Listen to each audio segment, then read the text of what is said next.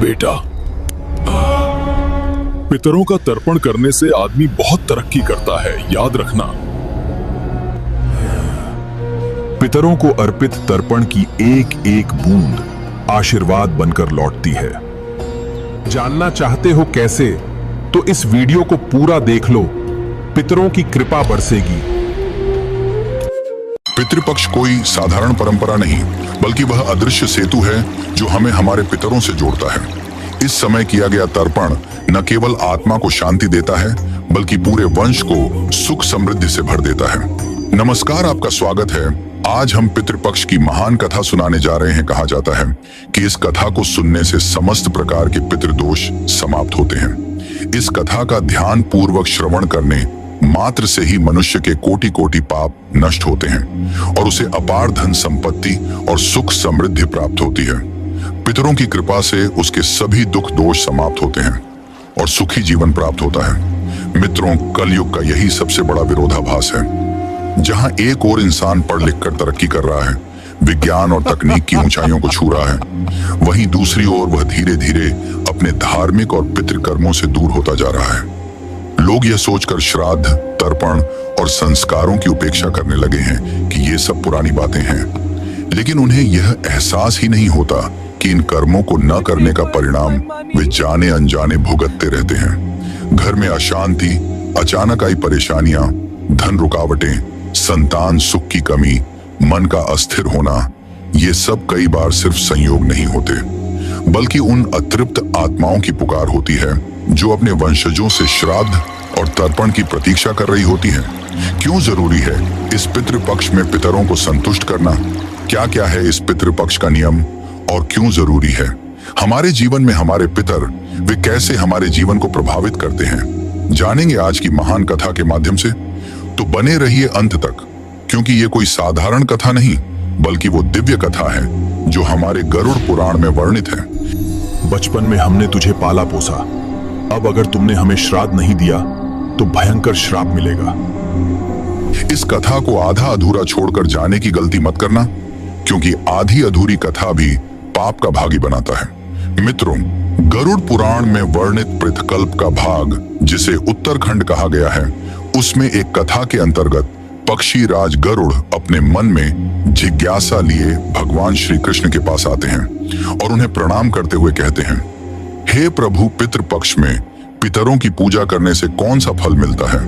पितृपक्ष के दौरान पितरों की शांति के लिए कौन से उपाय करने चाहिए? भगवान श्री कृष्ण कहते हैं, हे गरुड़, तुमने आज उत्तम प्रश्न किया है। तुम्हारे इस प्रश्न में समस्त मनुष्य जाति का कल्याण छिपा हुआ है।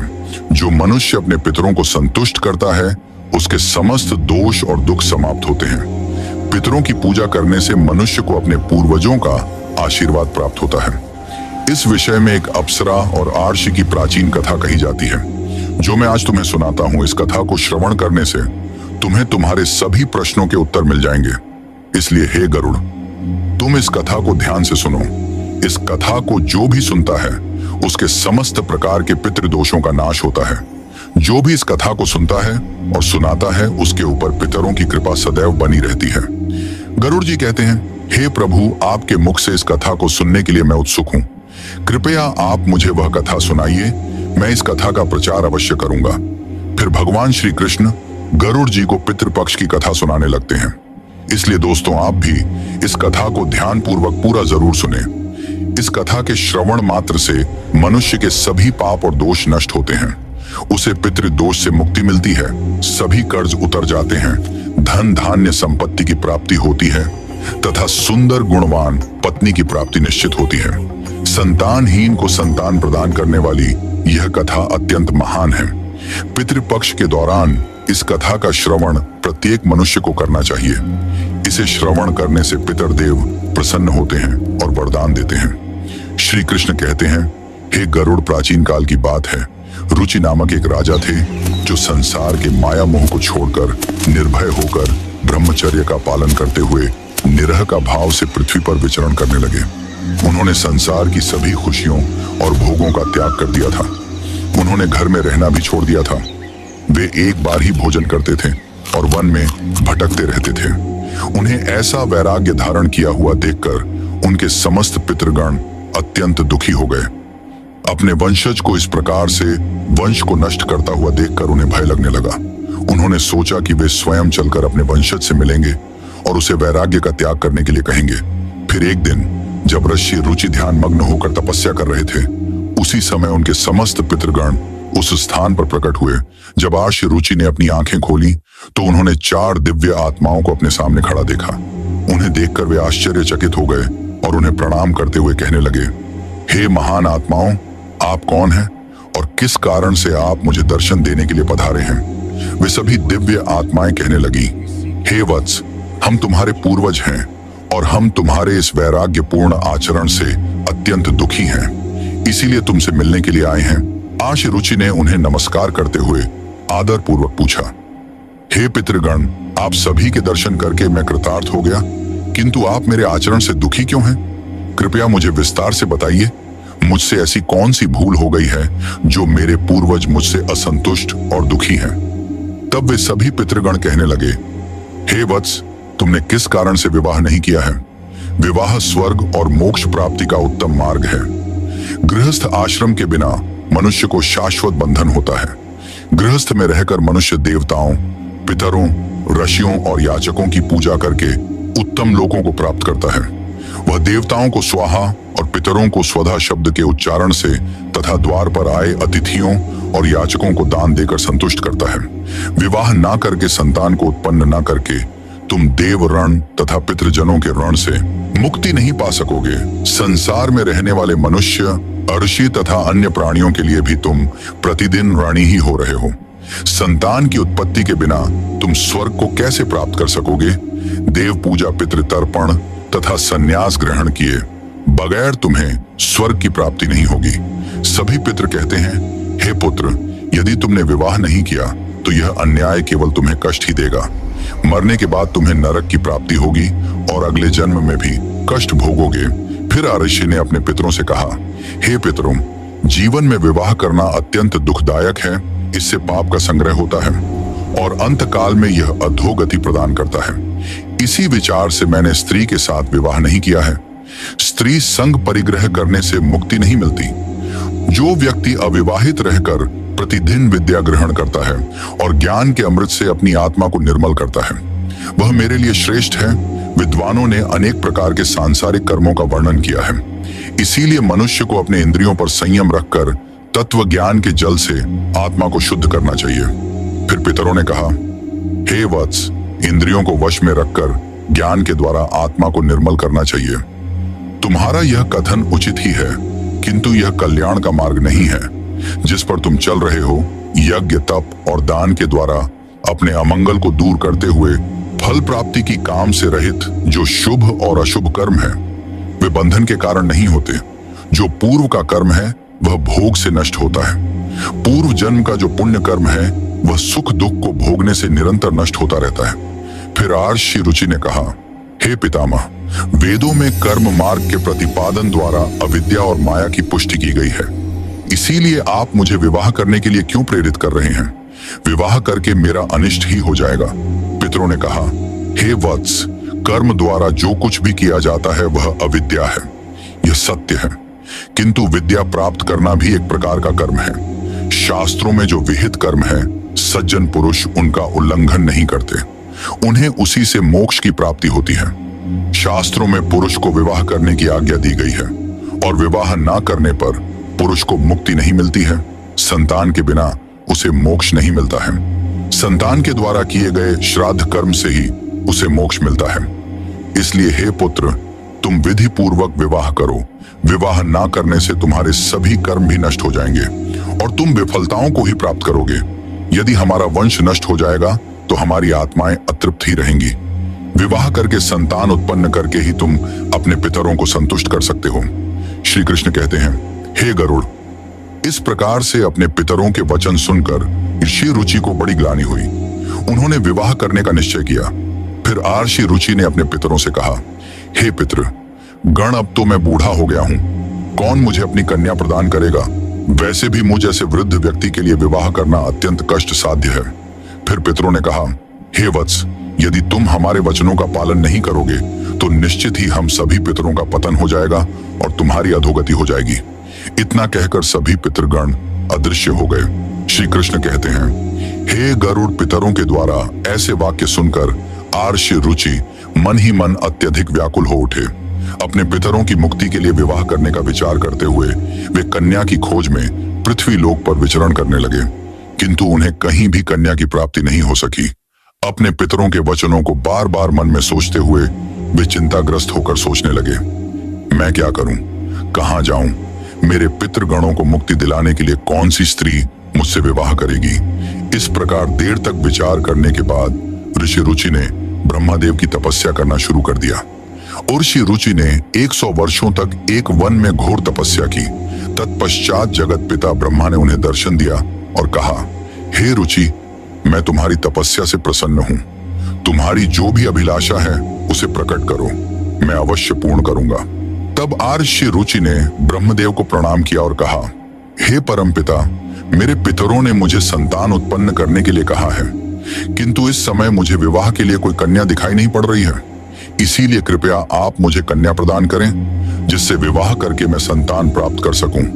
इस पर ब्रह्मदेव ने कहा, हे विप्र, तुम संसार के प्रजापति हो जाओगे, तुम्हारे द्वारा प्रजा की सृष्टि होगी।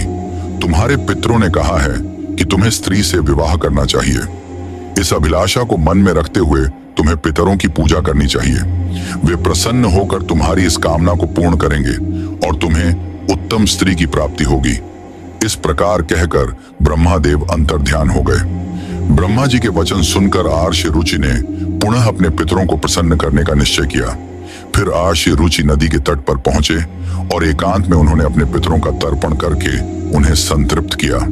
तत्पश्चात एकाग्र चित्त होकर वे भक्ति पूर्वक अपने पितरों की स्तुति करने लगे।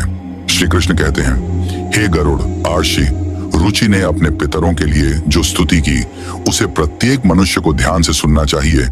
यह स्तुति सब दुख और दोषों को नष्ट करने वाली है। जो केवल एक बार इस स्तुति को सुनता है उसके अनेक पाप नष्ट होते हैं और उसे पितरों का आशीर्वाद प्राप्त होता है। इसलिए तुम इस स्तुति को ध्यान से सुनो, तभी यह कथा सुनने का फल तुम्हें प्राप्त होगा। महात्मा रुचि इस प्रकार स्तुति करने लगे, जो अधिदेवता के रूप में विद्यमान रहते हैं और जो श्राद्ध के अवसर पर देवताओं से स्वधा द्वारा तृप्त किए जाते हैं। उन सभी पितृगणों को मैं नमस्कार करता हूँ। स्वर्ग में अवस्थित महर्षिगण भुक्ति मुक्ति की कामना से मानसिक श्राद्ध द्वारा जिन्हें भक्ति पूर्वक तृप्त करते हैं, उन सभी पितरों को मैं प्रणाम करता हूँ। अग्नि, स्वात, बर्षद, आज्ञा और सोमपति गण हैं। वे सभी इस श्राद्ध में मेरे द्वारा संतृप्त होकर तृप्ति को प्राप्त करें। अग्नि स्वात पितृ मेरी पूर्व दिशा की रक्षा करें। बर्षद नामक पितृगण सर्वदा मेरी दक्षिण दिशा की रक्षा करें। आज्ञा पितृजन पश्चिम दिशा की तथा सोम पितृगण उत्तर दिशा की रक्षा करें। यह समस्त पितृजन राक्षस, भूत, पिशाच और असुर गणों के कारण उत्पन्न दोषों से नित्य सब प्रकार से हमारी रक्षा करें। विश्व विश्व भूख आराध्य, धर्म धान्य, शुभानंद, भूतिदा, भूतिकृत और भूति नामक जो पितरों के 9 गण हैं, तथा कल्याण और कलदरा, श्रेय कलता हेतु और अनघ नामक जो पितरों के 6 गण कहे गए हैं, और वर, वरेण्य, वृद्ध, तुष्टि, पुष्टि, विश्वपात और धाता नाम से विख्यात ये 7 गण तथा पितृगणों के पाप विनाशक जो महान महात्मा, महित, महिमावान और महाबल नाम से प्रसिद्ध ये 5 गण हैं। उन गणों के ही साथ सुखद धर्मदुरई अत्यंत प्रसन्न हो गए और उसी समय एक दिव्य तेज उत्पन्न हुआ जो आकाश मंडल में चारों ओर व्याप्त हुआ। संपूर्ण विश्व को अपने तेज से आच्छादित करने वाली उस रोशनी को देखकर आर्षि रुचि अपने घुटने पर बैठकर फिर से पितरों की स्तुति करने लगे। रुचि की स्तुति सुनकर पितृगण अत्यंत प्रसन्न हुए और वे उनके सामने प्रकट हुए। रुचि ने पुष्प, गंध और अनुल्य पदार्थों का उन्हें निवेदन किया था। वे सभी पितर उन्हीं को धारण करके उनके सामने प्रकट हुए। रुचि ने भक्ति पूर्वक हाथ जोड़कर अपने पितरों को प्रणाम किया और निवेदन किया। प्रसन्न होकर पितरों ने कहा, हे पुत्र, तुम्हारी इस स्तुति से हम अत्यंत प्रसन्न हैं। इसीलिए अब तुम्हारी जो भी कामना हो वह निसंकोच होकर कहो। फिर नतमस्तक होकर रुचि ने पितरों से कहा, हे पितृदेव, ब्रह्मदेव ने सृष्टि की रक्षा करने के लिए मुझे प्रजापति बनाया है। इसीलिए मैं आप संतान उत्पन्न करने में समर्थ, गुणवान, चरित्रवान पत्नी की कामना करता हूं। फिर पितरों ने कहा, हे वत्स, इसी स्थान पर अभी इसी क्षण तुम्हें उत्तम मनोरमा पत्नी की प्राप्ति होगी और उसी से तुम्हें पुत्र होगा। हे रुचि, वह पुत्र बुद्धिमान और बलशाली होकर रोच नाम से तीनों लोकों में ख्याति प्राप्त करेगा। उसके भी अतिशय बलवान, महापराक्रमी, महात्मा और पृथ्वी का पालन करने वाले बहुत से पुत्र होंगे। कहकर समस्त पितृगण अर्षि रुचि को आशीर्वाद देकर उस स्थान से अंतर्ध्यान हो गए। पितरों के अंतर्ध्यान होते ही पितरों की कृपा से उसी समय उस नदी के मध्य से ही रुचि के समीप प्रमलोचा नामक मन को प्रिय लगने वाली सुंदर श्रेष्ठ एक अप्सरा प्रकट हुई। उस श्रेष्ठ अप्सरा ने मधुर वाणी में महात्मा रुचि से कहा, हे तपस्वी, श्रेष्ठ वरुण के पुत्र महर्षि पुष्कर द्वारा मेरी एक अतिशय सुंदर कन्या उत्पन्न हुई है। मैं उस सुंदर रूप वाली मानिनी नामक कन्या को भार्या के रूप में आपको प्रदान करती हूँ। आप इससे विवाह करें। इस कन्या से आपको अतिशय बुद्धिमान मनु नाम का पुत्र होगा। फिर प्रजापति रुचि ने उस अप्सरा कन्या से विवाह किया। श्री कृष्ण कहते हैं, हे गरुड़, इस प्रकार से आर्षि रुचि ने अपने पितरों को प्रसन्न करके विवाह के लिए कन्या प्राप्त की और अपने वंश को आगे बढ़ाया। कथा के अंत में भगवान श्री कृष्ण ने गरुड़ जी को पितरों को प्रसन्न करने के अनेक उपाय विस्तार से बताए। ये उपाय मनुष्य के जीवन में पितृदोष को समाप्त करने और पितरों की कृपा प्राप्त करने के लिए अत्यंत आवश्यक माने जाते हैं।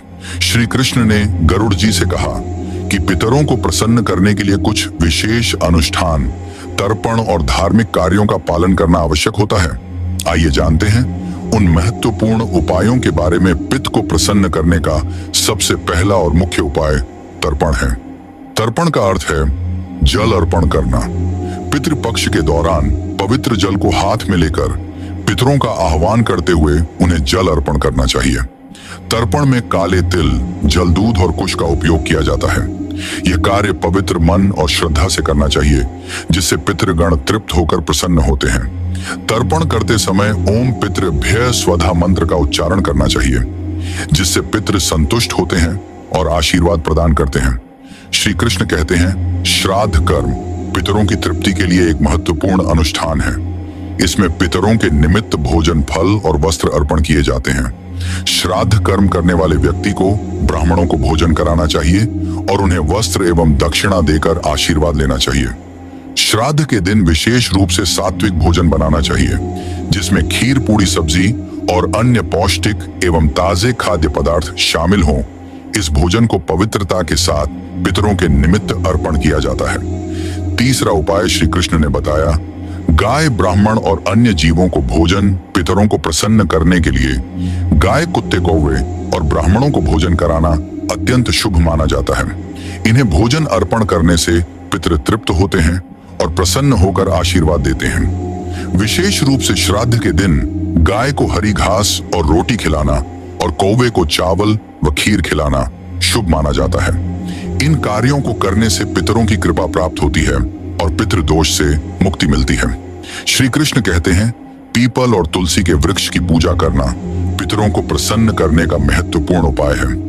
पीपल का वृक्ष पितृगणों का निवास स्थान माना जाता है और तुलसी का पौधा देवी लक्ष्मी का प्रतीक होता है। श्राद्ध के दिन पीपल और तुलसी की पूजा करके पितरों को तृप्त किया जाता है।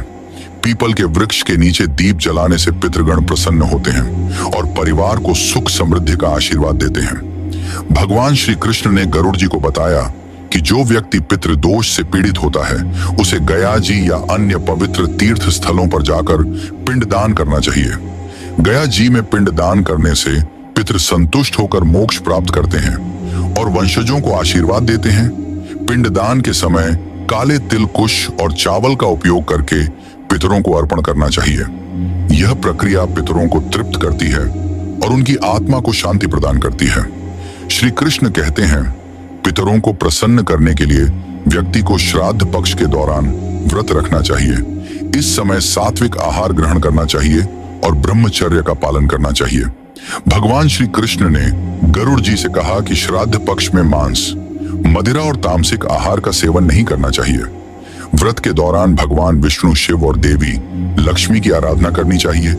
इससे पितरों की आत्मा को शांति मिलती है और वे प्रसन्न होकर आशीर्वाद प्रदान करते हैं। श्री कृष्ण कहते हैं, पितरों को संतुष्ट करने के लिए गरीबों, ब्राह्मणों और साधुओं को अन्न दान और वस्त्र दान करना चाहिए। यह कार्य विशेष रूप से श्राद्ध पक्ष के दौरान करने से पितरों की आत्मा को तृप्ति प्राप्त होती है। अन्नदान और वस्त्र दान से मनुष्य को पुण्य की प्राप्ति होती है और पितृ दोष से मुक्ति मिलती है। इस कार्य से पितृ प्रसन्न होकर घर परिवार की सुख समृद्धि का आशीर्वाद देते हैं। भगवान श्री कृष्ण ने बताया कि पवित्र नदियों, विशेषकर गंगा में स्नान करके पितरों के निमित्त जल अर्पण करना अत्यंत शुभ माना गया है। गंगा जल पितरों की तृप्ति के लिए सर्वोत्तम होता है, जिससे पितृ दोष समाप्त होते हैं। गंगा में स्नान करने से व्यक्ति के पाप धुल जाते हैं और पितरों की आत्मा को शांति मिलती है। इस कार्य से पितृ प्रसन्न होकर आशीर्वाद प्रदान करते हैं। श्री कृष्ण कहते हैं, पितरों को प्रसन्न करने के लिए सत्संग में शामिल होना और पवित्र ग्रंथों जैसे भगवत गीता का पाठ करना अत्यंत लाभ माना जाता है। पितरों की शांति के लिए गीता के 11वें अध्याय का पाठ विशेष रूप से लाभकारी होता है। भगवत गीता के पाठ से पितरों की आत्मा को शांति मिलती है और उनके वंशजों पर उनकी कृपा बनी रहती है। भगवान श्री कृष्ण ने गरुड़ जी को यह भी बताया कि जो व्यक्ति इन उपायों को श्रद्धा और विश्वास के साथ करता है, उसे जीवन में सभी प्रकार के सुख और समृद्धि प्राप्त होते हैं। पितरों की कृपा से उसके समस्त दोष समाप्त होते हैं और परिवार में शांति बनी रहती है। इन उपायों को नियमित रूप से करने से पितृ दोष से मुक्ति मिलती है और पितृ प्रसन्न होकर वंशजों को आशीर्वाद देते हैं। श्री कृष्ण ने गरुड़ जी से कहा, हे गरुड़, जो भी व्यक्ति इन उपायों का पालन करता है, उसे पितृ दोष का कभी सामना नहीं करना पड़ता और उसके पितृ सदैव प्रसन्न रहते हैं। इस प्रकार भगवान श्री कृष्ण ने पितरों को प्रसन्न करने के विभिन्न उपाय विस्तार से बताए, जिन्हें हर व्यक्ति को पितृपक्ष में करना चाहिए। तो दोस्तों, इस प्रकार से गरुड़ पुराण में पितृपक्ष की कथा का वर्णन किया गया है। उम्मीद है आपको यह कथा पसंद आई होगी, तो कमेंट में जरूर बताएं और जाते जाते कमेंट में जय पितृदेव जरूर लिखें।